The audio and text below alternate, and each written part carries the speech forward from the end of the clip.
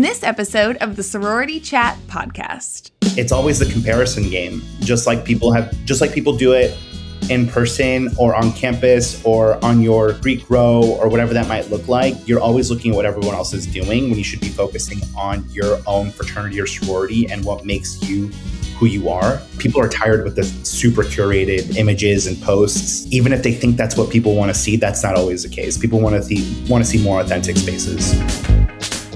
Hey y'all, and welcome to Sorority Chat. I'm Liz Alexander, a designer and sorority alum who's obsessed with all things Greek life. My mission? To bring you real conversations, smart insights, and fun stories that help make sorority living even better. So grab your favorite beverage, get comfy, and let's chat. Hey, sorority chatters. Welcome back to this week's episode. Today, we're going to talk about one of my favorite topics, which is how to tell the story of fraternity and sorority life.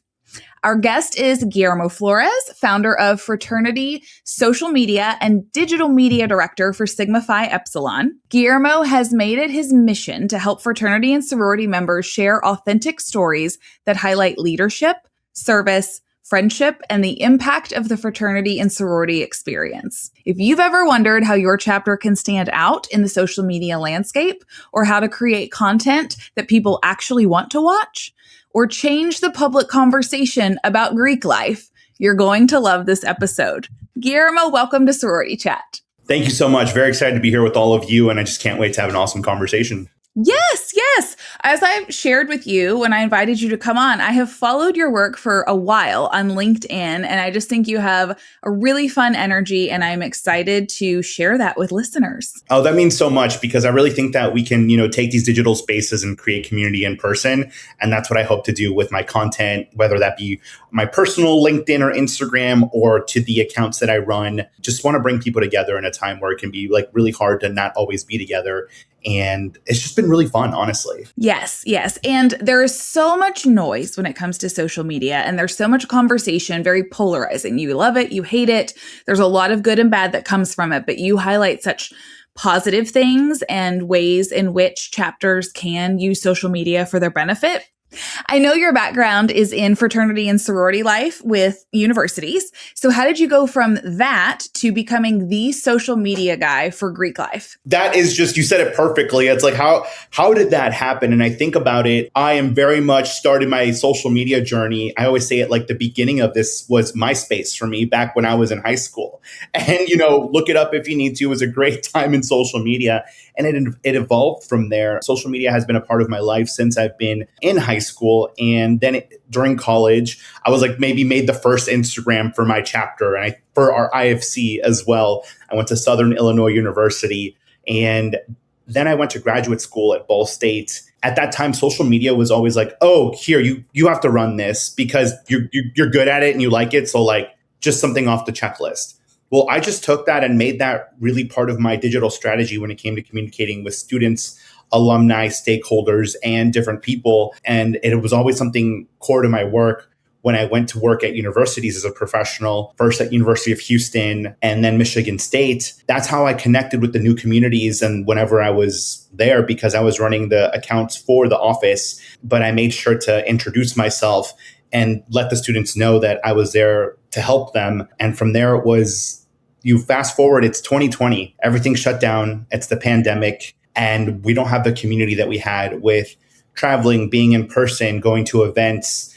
It was July 2020, I was bored. And so I made a social media account called Fraternity Social Media because I wanted to still connect people and I wanted to get all my ideas out there. And then it blossomed from there to getting a role at SIGEP, working as a digital media director, where I've been there the last 5 years. So I always say it started back in high school because it's been a part of my core for a really long time. And it's been something I've been navigating for years now as I work to really push and encourage fraternity and sorority students to really authentically tell their story, because they think they just have to do it one way, but there's so many ways to do it. Yeah, there really are. And so it's sort of the world is your oyster, which can be somewhat overwhelming. But when you talk about being authentic, that really helps you to kind of funnel down and determine what path makes sense for you.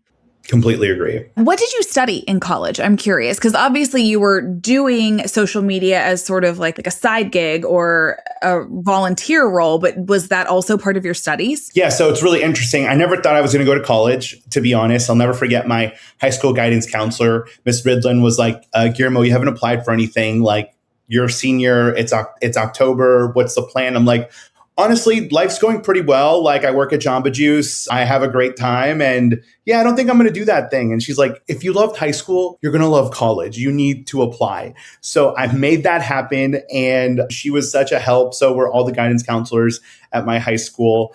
And from there, I didn't know what I wanted to major in. So I kind of just took a semester to figure it out. And the answer really was speech communication, public relations with a minor in sociology. So you just look at like working with groups of people and studying people and then putting that social strategy and public relations.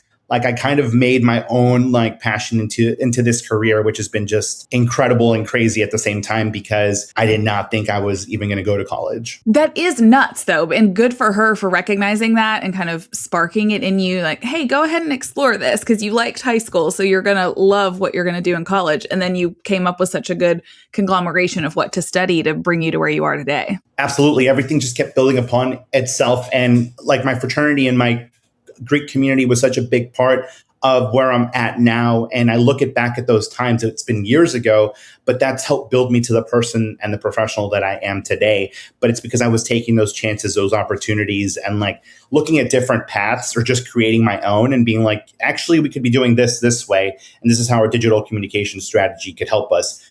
Those were not words I was saying back when I was 18 and 19. I was like, what are we doing for the Facebook event? What are we doing for an Instagram post that's going to get people talking or excited? So it's been wild to see how it's grown. Yes. And now is SIGEP your affiliation? So actually, I'm a member of Phi Kappa Tau fraternity. Oh, okay. Yeah. Yeah. Refounding father freshman year. Had no idea what that meant. I had no idea that we didn't have a house yet. It was so funny because I joined freshman year and I didn't join till a little bit later. And it was one of my best friends from high school. Her older brother was already in the fraternity.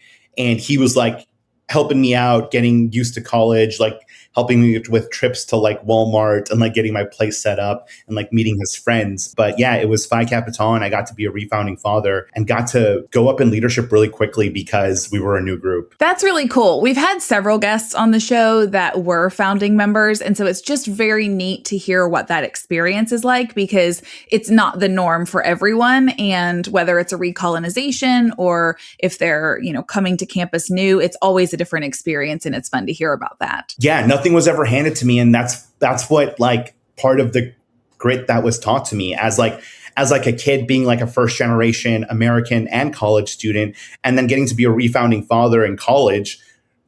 We had to figure it out as the plane was going. So it just taught me so much and so many hardships, but that's how I know I can make it through anything now. Absolutely. And when you're going through those things, you may not always recognize the benefits you're getting from it, right? It seems annoying. It's like, why does everybody else have it easy? And this is so challenging for me. And then, like you said, at some point you look back and you're like, now I know I can handle anything because I was stressed about that and I made it through and I learned a lot from it. Absolutely agree. And you just like, you look at those hardships from the past and it's like, okay, well, yes, it was hard at that time. And I made it through when I really didn't think I was going to because it was really difficult or we didn't have a playbook or we didn't have help to make us to be successful. And I feel like that's why I'm so passionate about helping other people now because I've had it hard in the past and you got to learn from other people. So now hopefully I can help and inspire other people with what they're doing. I agree fully. I share that sentiment. I recognize how little I knew as I was going through my collegiate experience and trying to figure out where I wanted to land professionally. And I had some really great mentors that popped up along the way. And now because I remember that so vividly, I'm very passionate about letting students come in and intern or talking to them and mentoring young women just to help them kind of get to the next phase of life. Absolutely. It's crucial because without that mentorship, there's people who have been through many of the things that you have been through, even if you don't think they have. And it takes listening, it takes reaching out, and it takes being vulnerable to be like, hey, I need some help. I'm not sure what to do next. Like who can I reach out to? Who's in your back pocket that you can give a call? And those people always mean so much to me. And now I know I can be that for other people, but I still look at my people who I can call day or night. And that just means the world. Yes. Yeah, I agree. It really helps to have that village around you and to be a part of that for someone else. So let's kind of talk about the state of Greek life online. Why do you think that fraternities and sororities tend to struggle to tell their own stories? Oh, absolutely. That is such a great question. What is going on right now? What is the struggle? And it's always the comparison game. Just like people do it in person or on campus or on your Greek row or whatever that might look like. You're always looking at what everyone else is doing when you should be focusing on your own fraternity or sorority and what makes you who you are. And it's a lot of clickbait and rage bait in terms of what people think they want to see. And I think I've just seen so many, either chapter accounts or different fraternity or sorority accounts that just want to like shock people. And it's like, yeah, that gets you the clicks and the views, but is that telling the story of who we are, what we're actually doing? It's not always the case in that regard. So I always say that no one always wants to be different on social media when it comes to their fraternity or sorority because they want to be like everyone else. People will see success when they try something else on social media that's different or new, or that's not always so carefully curated. People are tired with the super curated images and posts. Even if they think that's what people want to see, that's not always the case. People want to see more authentic spaces. Yeah, I'm hearing that a lot lately. Like it's better to kind of show up rough and tumble rather than that just super polished and just be a real person instead of looking like you have curated it or practiced it or reshot it 15 times. And that's really what we try to do. Like if you go to the fraternity social media, Instagram, it's literally, you type in fraternity social media, it's going to pop up. You go to our Reels page, like you'll see our best performing content is things that are B-roll, that are more chill, that are more relaxed, that maybe give you something to think about, but it's not super stylized and professionally shot. And I think for a long time, people thought they had to get these really crazy rush videos that start with the drone shot and it shows the house and it has all of these different images that are super polished video. That's not just always the case. And I'm really trying to like help young men especially be more authentic with their storytelling because they don't want to post or they don't want to get that information out there and they want to do the same things everyone else is doing. So I have a two-pronged question now. If you're just looking at like an average Greek Instagram today, what is something that you wish a chapter would stop posting? And then what is something you think they should post more often? Love it. So chapters and like even Greek life office accounts, they need to stop posting graphics. It's just, you've got to have people on the post or the picture. You're going to see that a graphic with just information and a bunch of tiny words is not going to get you anywhere because no one's going to spend time reading that post. So I wish that they would stop doing that. I just worked with a chapter the other day. Shout out to, they were a Western Michigan fraternity. And I love it because people will send me they'll send me their graphics or their work for review before they post it. And then I'm always like, how honest do you want me to be? 0 to 10. They're always like, give me the 10, like, give it to me, give it to me real. And I will. And I gave them all this incredible feedback. And now they're going back to the drawing board and taking that flyer that they had and making it less graphic and making it more people and action centered. So you get to know a little bit more of the people behind who the fraternity is. So I would say post less flyers or just honestly stop posting flyers. If you have to, make it a story, like be more specific with what information you're trying to get out there. So that's what I would say you need to stop doing because some accounts, that's all you see, just graphics, and you see no one's faces or who the people are. Something they need to start doing more of is short form video content, reels that are more authentic and relaxed. Like look at your B-roll from the spring and fall and just like, when was the time you all were hanging out and you shot a video?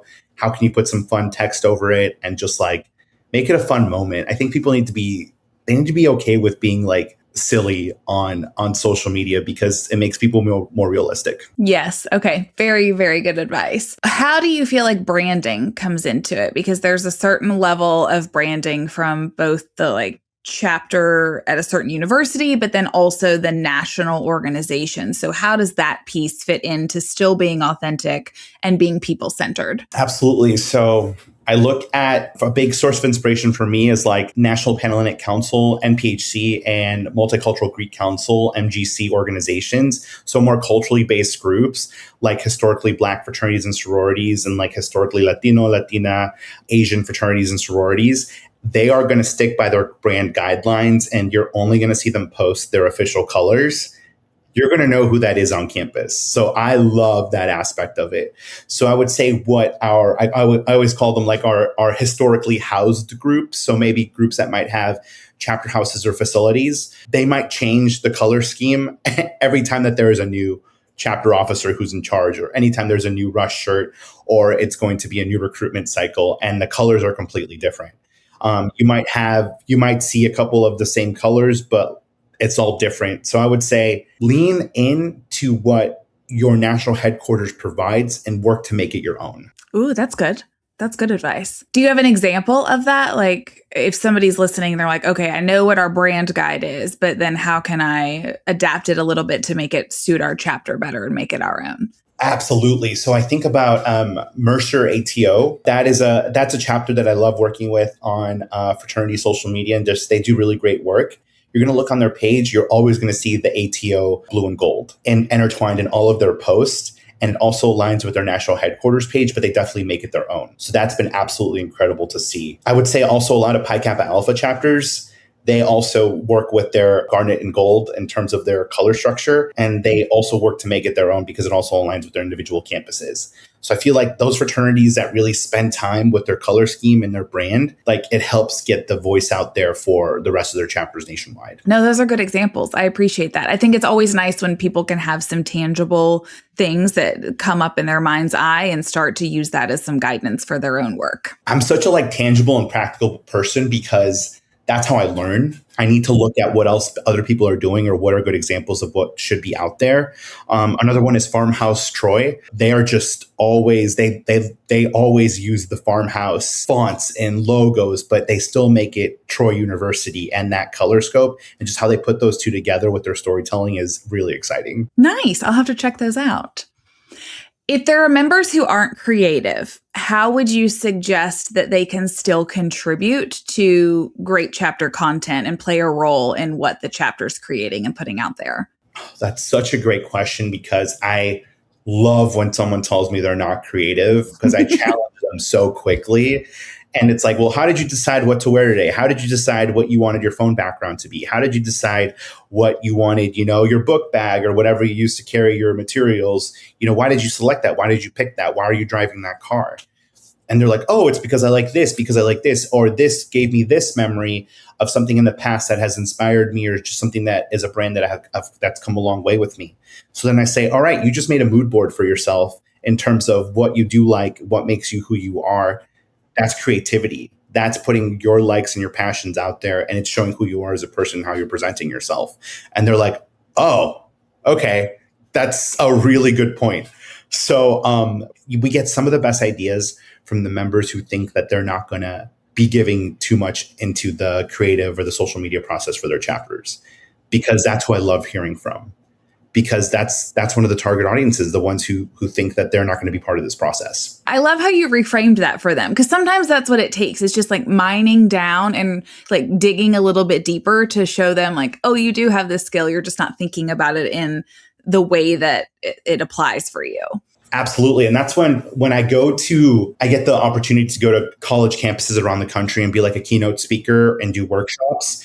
I'm like, we're not just having your social media chair and recruitment chair here. We want as many people from the chapter here because they need to hear this message and they need to work together to make this happen. So we'll fill the room, 500, 600, however many people, because that's a message that I need them to think about when it comes to how they're helping storytell for their chapter, because it takes the whole group to do it. And then by the end of it, they're cheering, hooting and hollering, and having a really good time, and understand why it's important that they need to be doing this work. Yeah, absolutely. It's a many hands make light work concept instead of just putting all the heavy lifting on a couple of folks. What role are you seeing AI take in creation and just communication in general? Yeah, that's always a question that's popping up. I love the AI reels in terms of like, oh, they mentioned it again in a meeting, they mentioned it again at work. And we've been having a lot of this conversation within the fraternity social media team that we have. And some people like AI and some don't when it comes to content creation. And if you've seen the viral couple who scaled the Empire State Building and put up that flag, like that went super viral. And then a lot of brands put their spin on that design. And we did it on fraternity social media as well. But we've been really like, we have a post that says, here's 5 reasons why you should avoid AI. We tried out that AI reel, that post that said, did your fraternity hop on the Empire State flag trend? And it performed really, really well. I mean, it did get some backlash in the comments, but you got to see a lot of different groups. Like here, it says Rush Alpha Sigma Phi. It says Rush Delt, Rush Sig Ep. So I always say use it to be creative, but don't let it do all your work, because AI slop flyers are just like the most off-putting thing. And people know when it's not authentic. And I truly cannot believe, and I will say this here, I truly cannot believe that professionals are using AI to make completely, in my opinion, unreal photos or images of themselves to post as their profile pictures, to post as flyers, to post as that's who they are. And that's where I'm like, oof, we don't need to be doing all that. So we've got to live in a world with AI because we're already using it every single day. Even if you might think you're anti-AI, are you on Spotify? Are you on Apple Music? Are you on YouTube? That all uses AI. Are you, A, B, C, or D? It's everywhere. It's just a part of life, and it has been for a long time. So how do we learn to live with it and maybe not use it all of the time? We still got to be creative. We still got to use passion in our hearts to help us with the content that we're working to create. It seems robotic when it's coming all straight from AI. Yeah, it is. If you use it as a tool to boost something that you're doing or to be a jumping off point for brainstorming, then I think it really helps you in the type of work you do. And it all varies in the industry that you're in, how you can use it and in what ways it benefits you. But I agree, it can't all be AI generated. And I do think the AI generated photos are a little bizarre because that's not authentic and that's not you at all. But there's so much good that can come from it.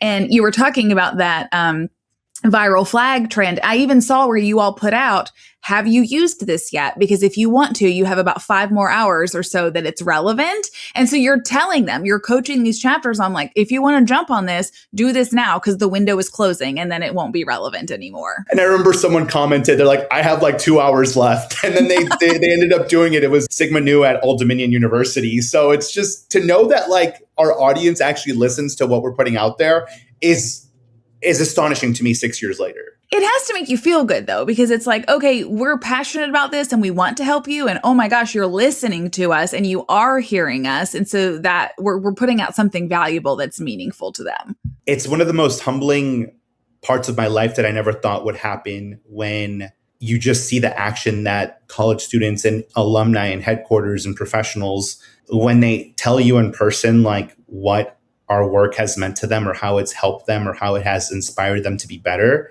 I have never felt like that in my whole entire life. And anytime someone says that, either in person, as a direct message, how we've helped them, like it's just the most heartwarming thing. And I take it so to heart, and I take the work very seriously because I know it impacts a lot of people. So we really work to be as respectful and coming from a place where we want to see people win. It has to be very cup filling and give you motivation to continue doing the work. Absolutely. And it's also that's why I love my team so much. 6 other people who are on the fraternity social media team, half of them work on college campuses. The other half are current undergrads. And they are just absolutely incredible. We just had a meeting, our monthly meeting. We had it on Tuesday, and it's just the best brainstorming session because we have different council affiliations, different chapter affiliations, parts of the country, and we want to see everyone really do their best. Yeah. Yeah. So on that note, I'm curious. We understand that not every chapter has a stellar semester. Sometimes things get a little sideways.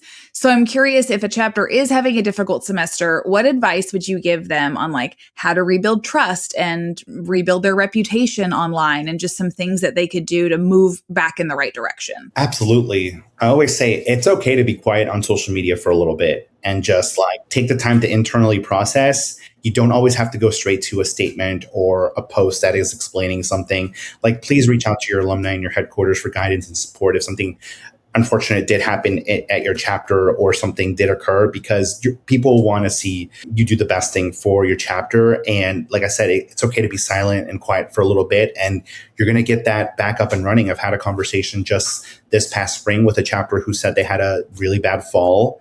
And this spring, they're just like, they're not sure who they are anymore. And they're going through a rebuilding process.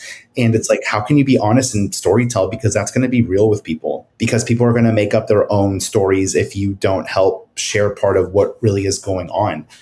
So I would say, build it back up, focus on your organization and what you all stand for. And I feel like sometimes when something really bad does happen and you're given the opportunity to like do better, you go back to like your mission statement and what you're actually about. And then that helps you with your planning moving forward.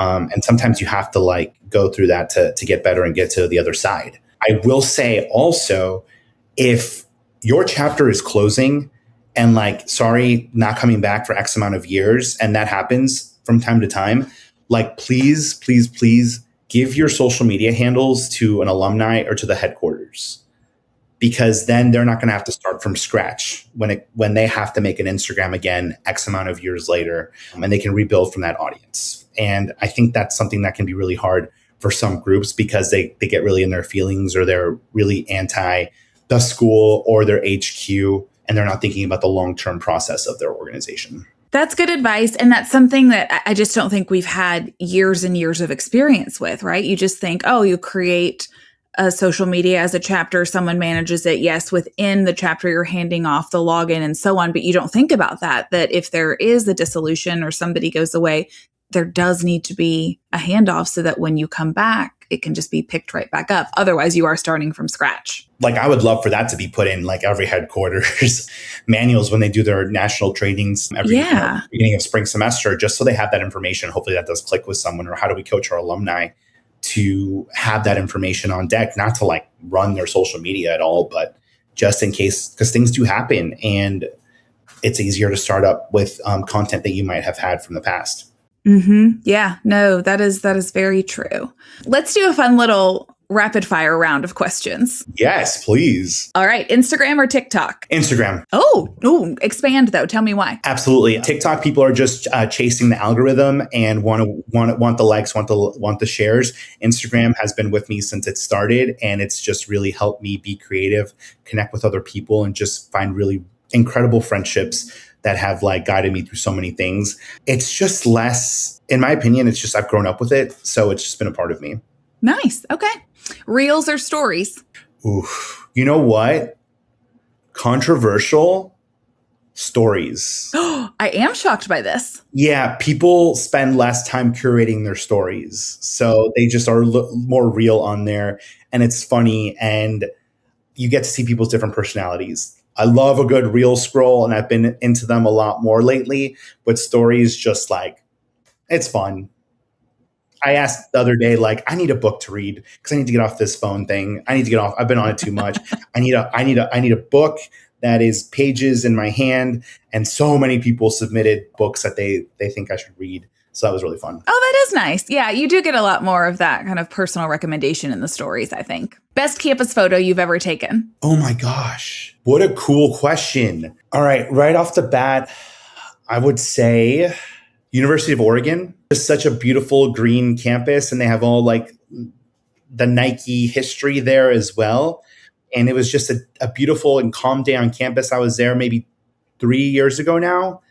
And everyone, I was like, I love it here. It's so gorgeous. They're like, you literally came at the best time in the best weather. But I remember taking a vertical photo of one of the main parts of campus, and you saw the green, which is already the school color, but then you saw pops of yellow as well. So it just made it look very Oregon, and it was my first time in the state.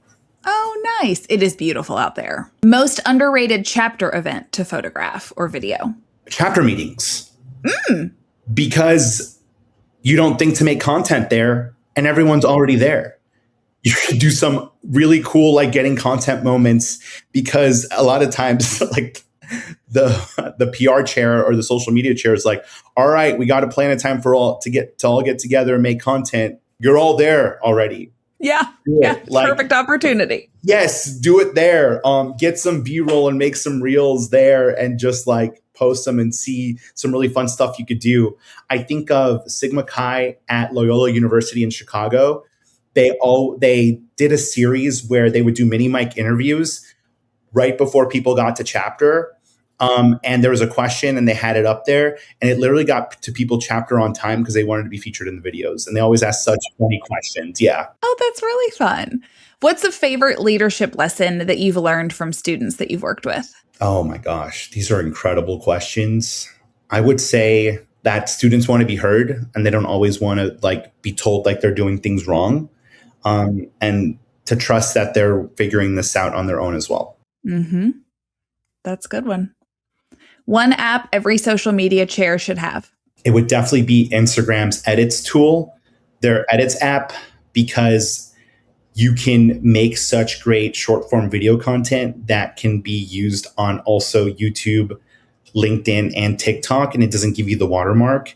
And it's really user friendly. And they keep making a lot, no pun intended, edits to the edit app.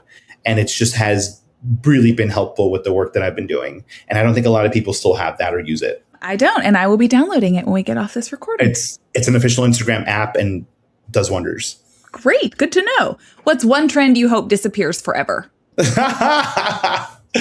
Oh, gosh. This might be for my people. Oh, my gosh. A trend that should disappear forever. I'm not always the biggest trend chaser. So I love that I don't always go on the trends because I'm like, I want to do my own path and figure this out on my own way. But I would say AI professional photos. Like, don't make that a trend. It is completely, I'm on to the next person. I've seen people like literally post on their LinkedIn or Facebooks fake photos of themselves. It is so cringy. I cannot stand it. Oh, that's a good one. What's next for fraternity social media? What do y'all have on the horizon that's fun and exciting? Like I said, the team, they've all been posting on LinkedIn. They're like halfway through the year because we have a fraternity social media executive board. So they've all been posting their big wins from the first six or so months. And I would say it's just making sure that these leaders that we currently have, Christian, Virginia, Stephen, Cade, Brody, and Brady, just making sure that they're set up for success for what they want next. I'm training my team. This is the second year we've done a team. I'm training them for what's next, and FSM is going to help them. Overall, for the brand of FSM, it's getting ready to launch the next executive board for 2027. A year goes by so fast, and it's just listening, honestly. Listening and seeing what students want. And very shortly, I will be announcing where we're going to be kicking off the fall semester. We're going to 3 incredible campuses this August and going to do some really different kind of work with those campuses. And that'll be announced soon. Oh, that's exciting. So if people want to watch for those announcements or they want to connect with you about working with you, what's the best way for them to do that? A DM always does wonders. You can find me at Fraternity Social Media or at Guillermo XF on Instagram. Also on LinkedIn, Guillermo Flores or Fraternity Social Media. You pop in a couple of those words and you're going to see my face show up. And please don't be scared to send a hello or just say how we met because I always love connecting with people. Perfect. Guillermo, this conversation has been very fun and I enjoyed having you on. And I know that listeners are walking away with lots of golden nuggets of advice. So thank you for coming on the show. Oh, I was so excited when I got this ask and I cannot wait to just dive into more of your episodes and the work that you're doing. But yeah, like I said, we've got to use digital spaces to bring us together in person or make those connections virtual just happen because you never know when you might connect with someone down the line or just someone that you can bounce ideas off of. So thank you so much. And always remember to post.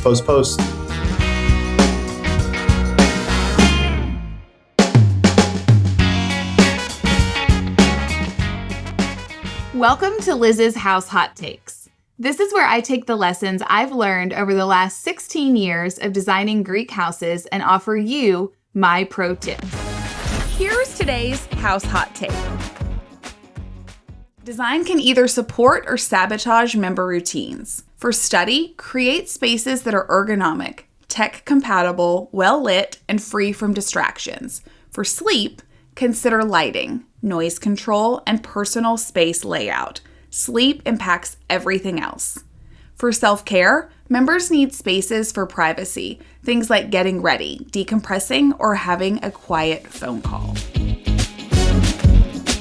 Thanks for listening to another House Hot Take. For more inspiration, check out the PDR Interiors Instagram or TikTok.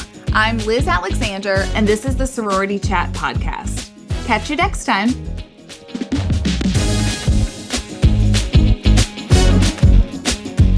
Thank you so much for tuning in. If you're listening on a podcast platform, make sure to follow the show so you never miss an episode. And if you got something out of today's conversation, we'd love for you to leave us a 5-star review. It helps us reach more listeners just like you. If you're watching on YouTube, be sure to check out this video right here or this one over here. And don't forget to like and subscribe. It really helps us out. I'm Liz Alexander, and this is the Sorority Chat podcast. Catch you next time. This podcast is produced by Collier Landry for Don't Touch My Radio. Copyright Liz Alexander.